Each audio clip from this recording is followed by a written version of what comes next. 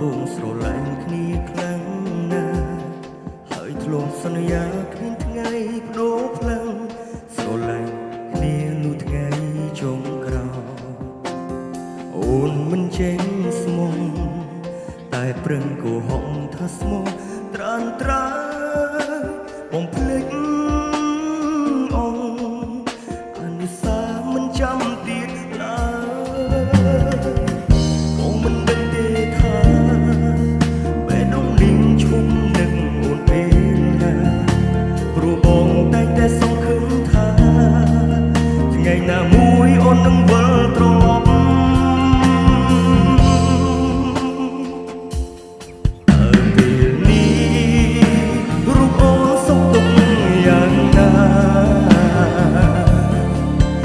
នៅជាមួយសង្សារ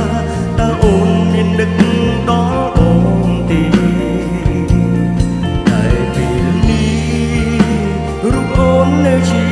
មួយគេចង់ប្រាប់ថានឹងមានមេគ្រប់វិនាទីដឹងទេ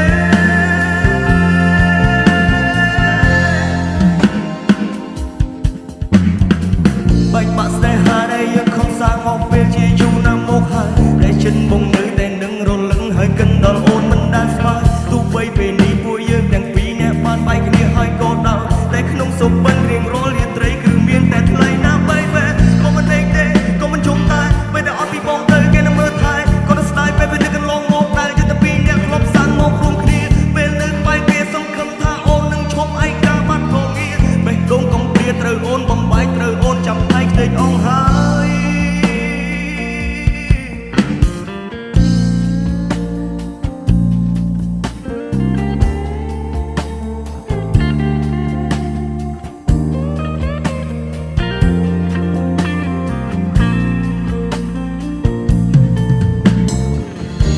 មិនដឹងទេថាបេះដូងនេះឈុំនឹកអូនពេលណា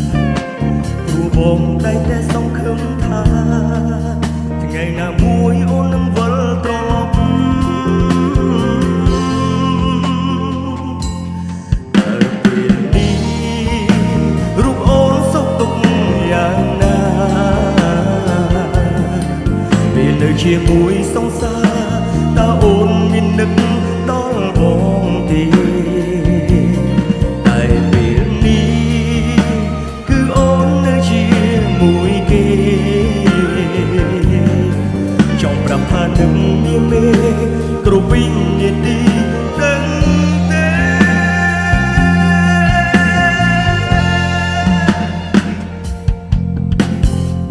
បែកបាក់ស្នេហាដែលយើងបានសាងអស់ពេលជាយូរណាស់មកហើយតែចិនបងនៅតែនឹងរលឹងហើយកិនដល់អូនមិនដែលស្គាល់ទោះបីពេលនេះពួកយើងទាំងពីរនាក់បានបែកគ្នាហើយក៏ដល់តែក្តឹមសម្បិនរៀងរាល់រាត្រីគឺមានតែថ្លៃណាបី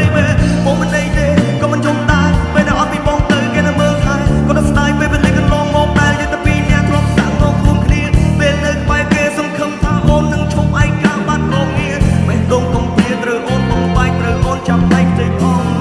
ហើយ